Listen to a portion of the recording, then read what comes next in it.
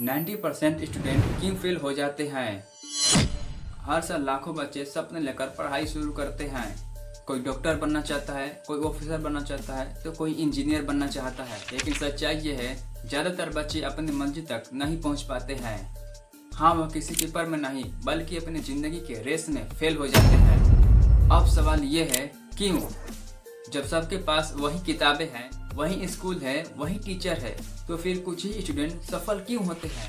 आओ जानते हैं सच्चाई, जो शायद कड़वी है पर बात करना जरूरी है। आज के ज़माने में स्टूडेंट के पास किताबों से ज़्यादा मोबाइल है। पढ़ाई के बीच में अभी नोटिफिकेशन बजा नहीं कि ध्यान उधर चला जाता है। रील्स, इंस्टा और यूट्यूब सब चलता रहता है और फिर खुद को दिलासा देते हैं कि मैं तो पढ़ रहा हूँ। लेकिन सच ये है कि फोकस खत्म हो गया है। जब दिमाग बटा हो तो कोई भी चीज़ लंबे समय तक याद नहीं रहती है। इसके बाद तुलना करना शुरू करते हैं, मुझसे आगे क्यों है, उसके पास नोट्स है, मेरे पास नहीं है। ऐसी सोच धीरे धीरे इंसान को अंदर से तोड़ देती है। हर किसी की टाइमिंग अलग अलग होती है। कोई जल्दी निकल जाता है तो कोई देर से निकलता है।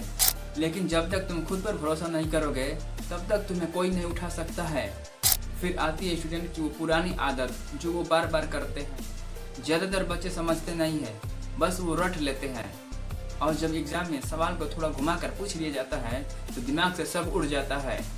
जो स्टूडेंट ये समझते हैं कि रटने से अंक मिल सकते हैं, तो ये बताओ समझने से दिमाग क्यों नहीं खुल सकता है?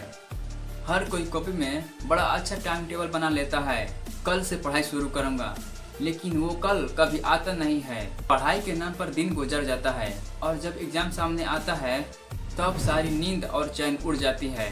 पढ़ाई किसी एक रात की मेहनत से नहीं होती है, बल्कि हर रोज की आदत से होती है। और सबसे बड़ी बात, दिशा का ना होना है। बहुत से ऐसे स्टूडेंट हैं जो दिन रात पढ़ाई करते हैं, लेकिन उन्हें ये नहीं पता है कि वो किस लिए पढ़ रहे हैं। बिना मकसद के पढ़ाई करना वैसा ही है जैसे बिना स्टेशन जाने वाली ट्रेन को पकड़ना। बस चलते जाओ, लेकिन कहाँ ये खुद नहीं पता है।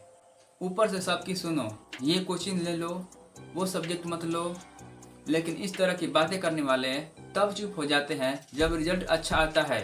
यार, ये जिंदगी तुम्हारी है तो फैसला भी तुम्हारा होना चाहिए। दूसरों की सलाह सुनो लेकिन खुद की करो।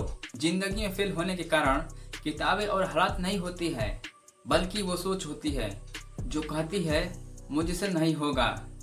अगर तुमने ठान लिया कि मुझे जितना ही है तो दुनिया की कोई ताकत तुम्हें रोक नहीं सकती है। अब फैसला तुम्हारे हाथ में है। क्या तुम भी उन 90% में रहोगे जो बहाना बनाते हैं, या उन 10% में जो कर दिखाते हैं?